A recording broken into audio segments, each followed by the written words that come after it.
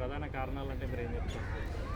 ఋషికొండను కొండను లేపేశాడు, దాన్ని ఏదో ప్యాలెస్ గిలెస్ చేసి అదొకటి చేశాడు. ఇంకోటేమో చంద్రబాబు నాయుడు గారిని ఏమో జైలు పెట్టడం అదొక నెగిటివిటీ. ఇంకోటేమో తెలంగాణలో ఏమో ఐటీ సెక్టారు ఇన్ఫ్రాస్ట్రక్చర్ అంటే ఆయనేమో చేపలు రొయ్యలు పీతల గురించి మాట్లాడుతున్నాడు ఆయన. ఇక ఇన్వెస్టర్లు చేపలు రొయ్యల గురించి అయితే ఇన్వెస్ట్ చేయరు కదా. సో ఆయన డెవలప్మెంట్ మానేసి పథకాలు పెట్టేశారనమాట. విద్యా వ్యవస్థ మీద కానీ అక్కడ జరిగిన అంటే ఇప్పుడు చాలా చేసాము, అన్ని ప్రజలకు హెల్ప్ చేసాము, డబ్బులు ఇచ్చాము, అది చెప్తున్నారు. ఇప్పుడు బెటర్ ఏంటంటే ఇప్పుడు ఆంధ్రప్రదేశ్ డెవలప్మెంట్ లేదు, ఆయన ఓన్లీ పథకాల మీద కాన్సన్ట్రేట్ చేశాడు.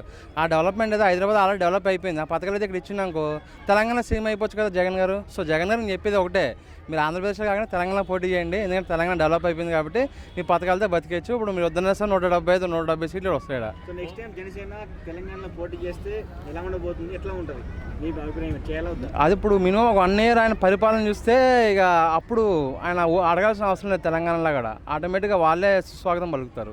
సో తెలంగాణలో కూడా బంపర్ మెజారిటీ వస్తుందని చెప్పి మనం చెప్పుకోవచ్చు అనమాట. సో ఎలా ఉండబోతుంది కూటమి పరిపాలన?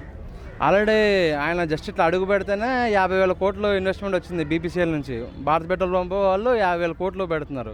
సో ఇక లోకేష్ గారు అయితే తెలుగు కొంచెం అటు ఇటుగా ఉన్నా సరే ఇంగ్లీష్ ఎరగదీస్తాడు ఆయన. సో అక్కడ ఉన్నది కొడుకుడు ఐటీ మినిస్టర్ కాదు, ఒక మంచి ఎడ్యుకేటెడ్ ఐటీ మినిస్టర్ ఆడ.